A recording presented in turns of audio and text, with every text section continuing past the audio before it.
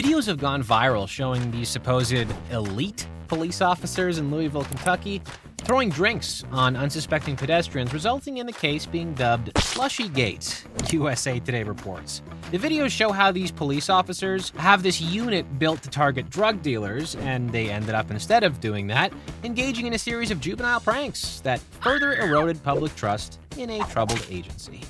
These unprovoked attacks, in which the group of suspects, aka these cops, would drive across the city of Louisville, tossing drinks at random citizens from their cars, happened at least 24 times in less than a year. That's twice a month. In the end, former officers Kurt Flynn and Brian Wilson were sentenced to federal prison for their involvement in SLUSHIEGate. Plus, 4 other officers who knew about the attacks but did nothing to report them were suspended, as was a 5th who acted as a driver for the attacks. Can you imagine going into jail and people finding out you were a cop and then asking, "So what were you in here for?"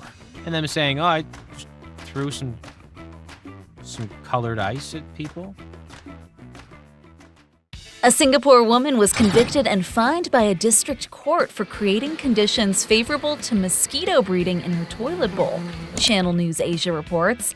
2 officers from the NEA, or National Environment Agency, went to the woman's unit because of a dengue outbreak within the housing board estate. When the officers found the breeding habitat in her flat, the woman would not boil water to destroy it, citing her religious beliefs.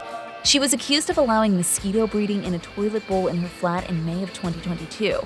She stayed in the room next door but did not use the toilet in question, claiming she was waiting for tenants to move in. The woman denies these claims. However, an NEA prosecutor said that the condition of the toilet facilitated the habitation of mosquitoes. Otherwise, the larvae wouldn't have existed. The U.S. Fish and Wildlife Service is proposing a plan that could save the spotted owl population in the West Coast forests. Now, the plan is quite violent if you are a barred owl, because the plan is killing hundreds of thousands of barred owls over the next 30 years, NBC News reports. Now, the service says the barred owl, which is not native to the region, is actually crowding out the spotted owl, and it's a close genetic relative. So without any action against the barred owl, service biologists say that the spotted owl could disappear from parts of Washington and Oregon within a few years and eventually go extinct.